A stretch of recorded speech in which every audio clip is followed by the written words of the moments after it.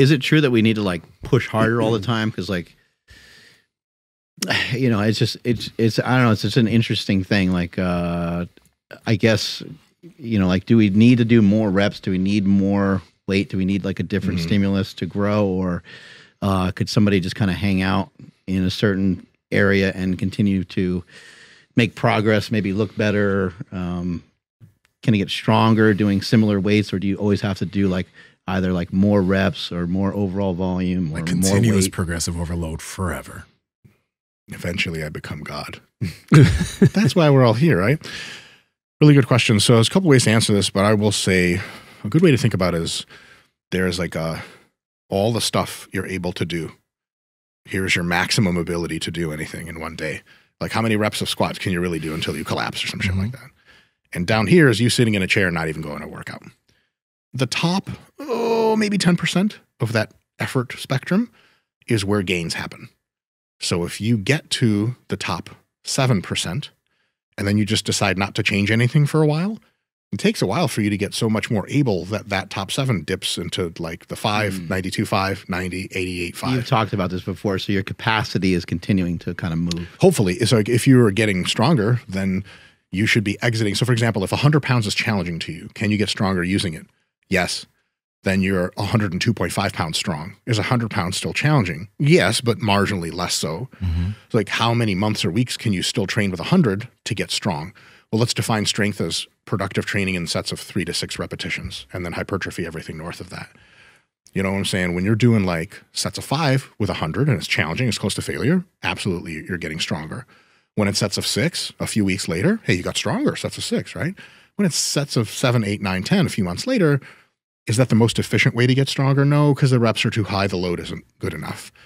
So to answer your question of can I just keep doing the same thing and get stronger or get better at anything, the answer is absolutely yes for some time. But eventually that curve leaves you and you got to like do cooler shit, do more intense shit, elevate the stimulus so that you can continue to be challenged in that zone. It's almost like asking a similar question of like if you're a musical artist and you make a certain kind of sound that people really like to hear, can you just keep doing that formula? Yeah, for a while until that shit isn't cool anymore. And then you have to innovate.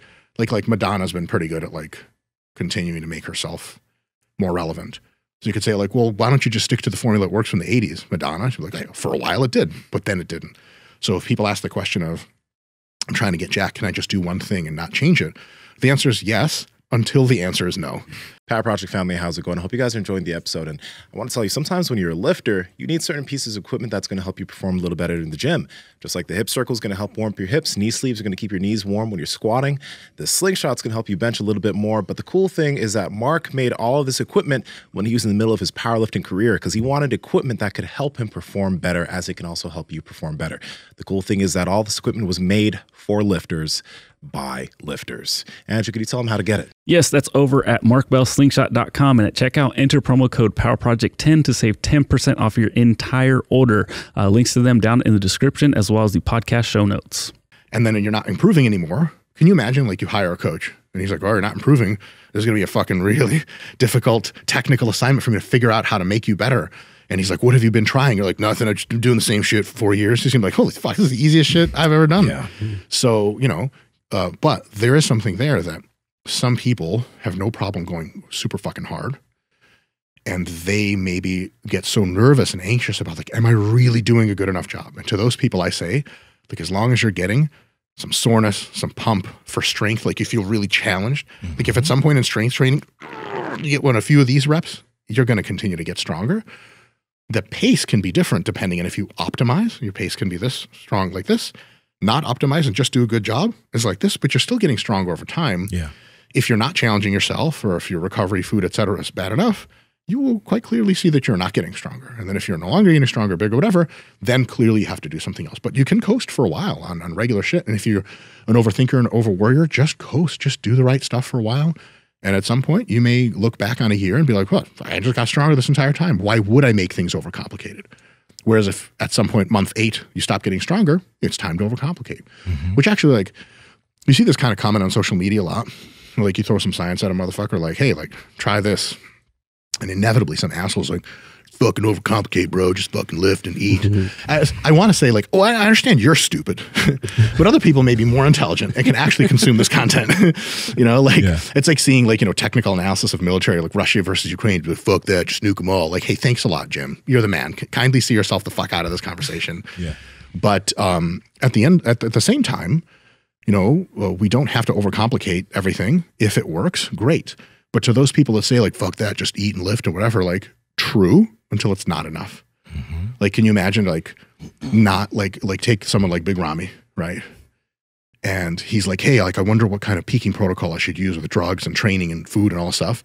Can you imagine telling him like, don't complicate it, bro. Just eat and lift. He's like, no shit, motherfucker. I'm 345 at 8% body fat. You didn't think I've been doing that shit already?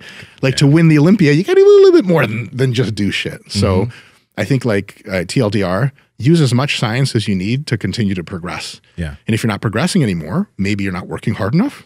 Science can help you figure that out. Or maybe you're just not nuanced and complicated enough, which sucks if you're dumb and you can't figure that shit out. Hire a coach.